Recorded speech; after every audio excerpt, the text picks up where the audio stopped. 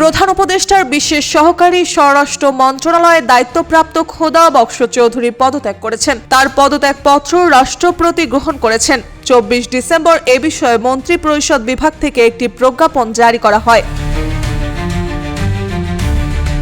রাষ্ট্রপতির আদেশক্রমে জারি করা ওই প্রজ্ঞাপনে স্বাক্ষর করেন মন্ত্রিপরিষদ সচিব ডক্টর শেখ আব্দুর রশিদ। কিউব হোল্ডিংসের গল্পে সেই রেখাটি আঁকা হয়েছিল আজ থেকে 1 যুগ আগে। নকশাই আমাদের ভাষা। Cube holdings limited. তবে খোদা বক্স চৌধুরীর পদত্যাগের নির্দিষ্ট কারণ প্রজ্ঞাপনে উল্লেখ করা হয়নি।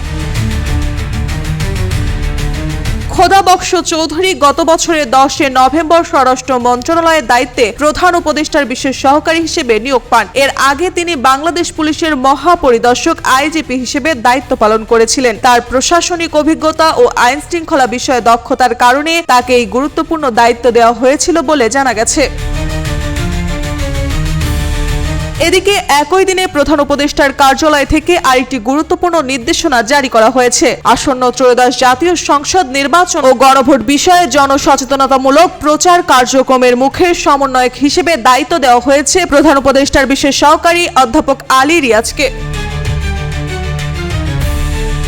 নির্দেশনায় বলা হয়েছে, নির্বাচন ও গণভোটকে ঘিরে জনগণের মধ্যে সচেতনতা বৃদ্ধি, তথ্যভিত্তিক প্রচার এবং অংশগ্রহণমূলক পরিবেশ তৈরির লক্ষ্য এই কার্যক্রম পরিচালিত হবে। এই কার্যক্রমের সার্বিক তত্ত্বাবধান ও সমন্বয়ে দায়িত্ব পালন করবেন অধ্যাপক আলী রিয়াজ।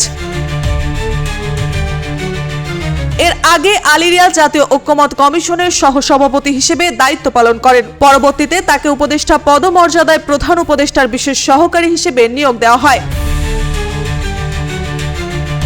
একাডেমিক জীবনে অধ্যাপক আলী রিয়াজ একজন খ্যাতনামা রাজনৈতিক বিশ্লেষক ও গবেষক। তিনি 2002 সালে যুক্তরাষ্ট্রের ইলিনয় স্টেট ইউনিভার্সিটিতে অধ্যাপক হিসেবে যোগদান করেন এবং বর্তমানে ওই বিশ্ববিদ্যালয়ের রাজনীতি ও সরকার বিভাগের ডিস্টিংগুইশড অধ্যাপক হিসেবে দায়িত্ব পালন করছেন।